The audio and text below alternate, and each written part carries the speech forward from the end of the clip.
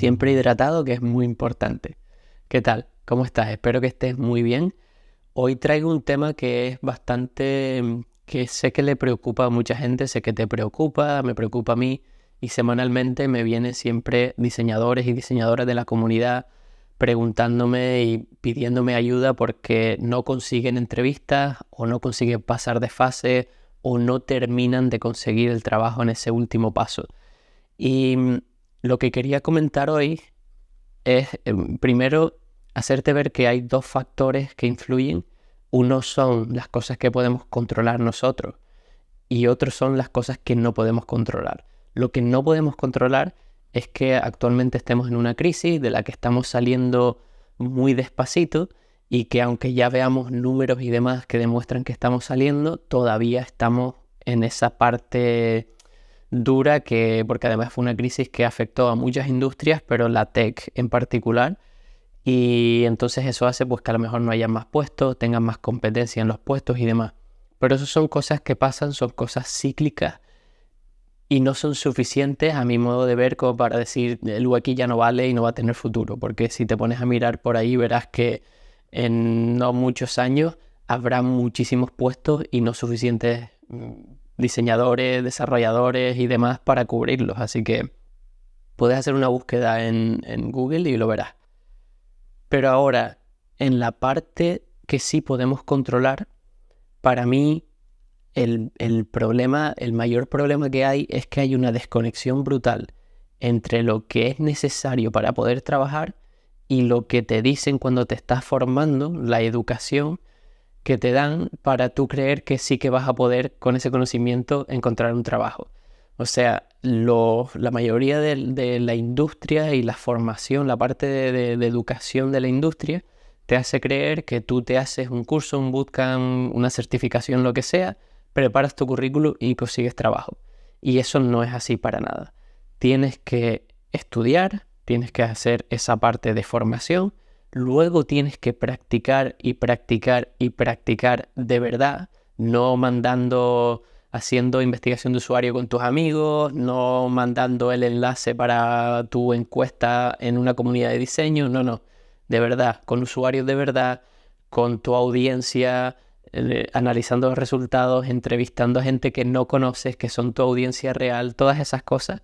Cuando hagas eso, cuando tengas esa práctica, luego el portfolio simplemente es para contarlo. No es para conseguir trabajo, es para contarlo. Lo que te consigue el trabajo es esa práctica, esa experiencia. Y luego es cuando tienes oportunidades. Creo que eso es algo que está muy desconectado de la parte de formación y la parte real de lo que conlleva este trabajo. Y es el principal problema que yo veo. Ahora, si te pones a pensar hay un puesto, yo he hecho mi currículum, postulo para este puesto y no me llaman, ahí para mí influyen dos factores. Y van a sonar un poco duros, pero es que creo que esa es la realidad. O bien no tienes el nivel suficiente, ya sea para empezar en UX o para el puesto, porque a lo mejor puedes ser más senior o lo que sea, no tienes el nivel suficiente para ese puesto. O la segunda opción, no estás contando bien tu historia. Solo están estas dos. Igual se me escapa alguna, si se te ocurre alguna me lo comentas por ahí, pero creo que son esas dos. Y aquí viene, puede haber una tercera que puede ser que para alguna oferta, muy casualidad, muy raro debe ser, tengas tanta competencia que la cantidad de diseñadores que llegan a la fase final pues son más buenos que tú. Pero eso es muy difícil, créeme que yo contrato mucho y cuando ves los perfiles, aunque veas muchísimos candidatos y candidatas, al final buenos no son más de 10. Entonces tú estás compitiendo en realidad, si tú también tienes el nivel, recuerda las dos cosas que acabo de decir, tú estás compitiendo en realidad contra 10. ¿Qué pasa si no te llaman? Pues lo que te digo, no tienes el nivel y el problema de todo esto es que nadie te dice desde que empiezas a formarte hasta que empiezas a echar currículums y postular y demás, nadie te dice cuál es tu nivel. Porque lo que requieres para pasar un curso no tiene nada que ver con lo que requiere para lo que te hace falta para entrar a un trabajo. Entonces tenemos que empezar a buscar una forma de encontrar a alguien más experimentado que nosotros, ya sea un mentor, una mentora, algún senior, algún amigo, algo que nos ayude a ver, vale, basado en tu historia, tu currículum, tu portfolio y demás, yo sí te veo con el nivel. Y cuando hablo contigo te veo con el nivel. O mira, no, lo siento, no te veo el nivel, tienes que practicar esto y esto más. Para mí eso es lo principal que está pasando cuando no te llaman. Porque si hay un puesto, o sea, si no hay puestos, pues claro que no te van a llamar. Pero si hay un puesto y tú pusiste tu currículum, mandaste tu candidatura y no te llaman ni siquiera para la primera fase, que en la primera fase suelen llamar a mucha gente, eso quiere decir que cuando alguien vio tu currículum, tu portfolio, tus documentos, además rápidamente, porque no tienen mucho tiempo para dedicarle a cada uno de los candidatos, quiere decir que rápidamente vieron que no estaba al nivel. Lo que me lleva a... Veo mucha gente que se frustra, que lleva meses buscando, pero que nunca ha cambiado el currículum ni el portfolio. Si llevas unas semanas y has echado, no sé, 20 currículum y nadie te llama, empieza a pedir feedback de ese currículum, aunque sea fuera de esas candidaturas, de esas aplicaciones a trabajo, para saber que tienes que ir cambiando, porque algo está fallando. No te puedes quedar meses con la misma historia, mismos documentos y quejarte de que no te llaman, porque claramente el problema está en los documentos, ya sea en el currículum o en el portfolio. Entonces, eso es lo primero. Y lo siguiente, busca a alguien de confianza, que te inspire confianza, que sepas que tiene un nivel o que está en un puesto al que tú quieres llegar y que te ayude, intenta que te ayude a, bueno, o paga una mentoría o algo así, que hay muchas, también hay mentoría gratuita y demás, pero busca a alguien que te pueda decir honestamente, sinceramente, sin, ay no, que no quiero hacerte daño y tal, no, no, no.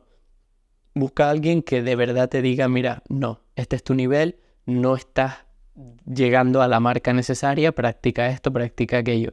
Porque cuanto más te pases en esa fase de no sé qué está ocurriendo, más te vas a frustrar y más te vas a creer que no puedes llegar a ese nivel. Y sí que puedes, solo que tienes que saber dónde está el problema. Y luego el otro problema que veo yo es lo que te decía antes. No estás contando bien tu historia. Y esta me llega muchísimo. Muchos de ustedes me comparten el currículum, el portfolio, y cuando yo veo las cosas y hablo con ustedes y demás por la comunidad, me doy cuenta de que sí que tienen un buen nivel. Pero cuesta a veces cambiar los documentos, cuesta ponerse, cuesta escribir las cosas como debemos escribirlas y todo eso. Y eso lleva a que cuando yo veo tu currículum, y te conozco a ti, veo que hay una desconexión, que el currículum no está tan bien como debería y entonces no pasas el primer filtro. Y luego veo tu portfolio y digo, pero si sé que sabes todo esto, ¿por qué no me lo cuentas mejor? Y lo veo normalmente están muy centrados en UI, con casos de estudio de bootcamp y cosas así, y es en plan de, no, cúrratelo, entra ahí y cuenta la historia como debes y como tal. Hice una serie de directos en YouTube que te ayudan a todo esto. Si no la ves es porque no quieres, está gratuita y te va a ayudar a preparar toda tu historia, todos tus documentos y todo para la búsqueda de trabajo. Así que recursos hay, pero hay que ponerse. Y hay que ponerse y buscar feedback.